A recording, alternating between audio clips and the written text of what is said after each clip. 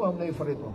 هذوك الملائكه كيهبط، قال النبي عليه الصلاه والسلام كيحب الانسان يموت واش يصرى له؟ يشوف واحد الملائكه يجوا يقعدوا قدامه هكذا مد البصر عند رجليه مد البصر. هذوك الملائكه كيجوا، قال ربي توفته رسلنا وهم لا يفرطون. هذوك الملائكه يهبطوا اما بكفن، كفن حانوط من الجنه، يجيبوه من الجنه، رائحته اجمل ما يكون. انت الان تصور، انت يا ربي ان شاء الله يتوفاك على طاعته. تصور اخي الكريم، انت انسان مؤمن، انت انسان طائع، انت انسان ما شاء الله في صلة رحمك، في والديك، في صلاتك، في امانتك، في لسانك، في ذكرك، في كل شيء، انت انسان ما شاء الله. ممكن تذنب بصح تبت الى الله، تستغفر الله، تذكر الله. تصور انسان طائع، واش تشوف؟ وانت راك تخرج الروح تاعك، بصح واش شفت؟ مباشرة ملائكة جات بالحانوط كفن تاع الروح نتاعك باش جايبته من الجنة. مستحيل راح تحزن، مستحيل.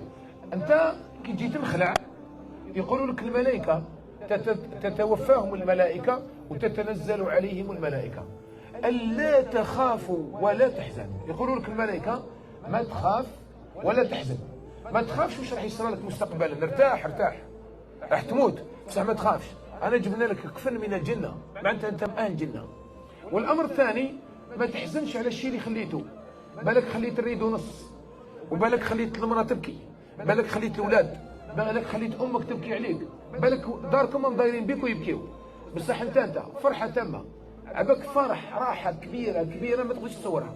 الملائكه تبشرك ويقولوا لك الا تخافوا ولا تحزنوا وابشروا بالجنه التي كنتم توعدون. شحال انت سمعت موعظه وسمعت الامام وهو يقول لك اذا عملت هذه تدخل الجنه، واذا عملت هذه تدخل الجنه، واذا عملت هذه تدخل الجنه. شحال وانت تسمع فيها، وانت تروح سمعت الاذان باش نروح ندير باش ندخل الجنه، صمت رمضان باش ندخل الجنه، اطعت الوالدين باش ندخل الجنه، تصدقت باش ندخل الجنه. شارك علاه؟ شكون وعدك؟ ربي وعدك.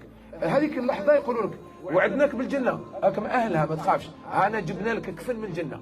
والله صدقني يا اخي الكريم، صدقني واسمعني وان شاء الله ربي يذوقك هذيك اللذه. اقسم بالله غير احسن لحظه في حياه الانسان هي تلك اللحظه، والله لحظه من لذه وبشرى لا يعكرها شيء، ما كاينش حاجه تخسرها لك.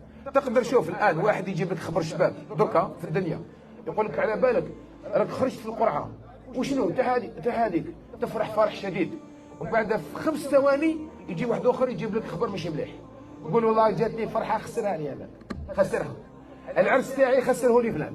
يعني الدنيا دائما معكره، بصح هذيك تبدا تما يوم القيامه، من تما يبدا الانسان يرتاح.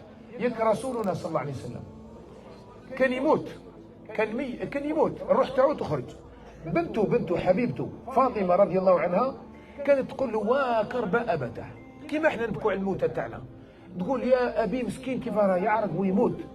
قالها الرسول عليه الصلاه والسلام لا كرب على ابيك بعد اليوم، ديري بالك يا بنتي منه روح، انا راني في راحه تامه. المؤمن كامل هكذا، مش عم بالكم انتم اللي يموت راهو في الظلمه، اللي يموت على لا اله الا الله، اللي يموت مصلح، اللي يموت مؤمن، اللي يموت انسان طائع، هذا الانسان هذا راه يموت في خير كبير، راه فرح. النبي قال يمد له مد بصره في قبره. روح جوز عليه انت دوكا في المقبره وشوف انسان صالح، قول مسكين الظلمه مساكن كيش راهم يحسوا هذو، انت ابكي على روحك، هو راه وين عبالك، هو راه مد البصر من جنان الله عز وجل عطاها له، منزلته في الجنه، راه ينام نوم العروس.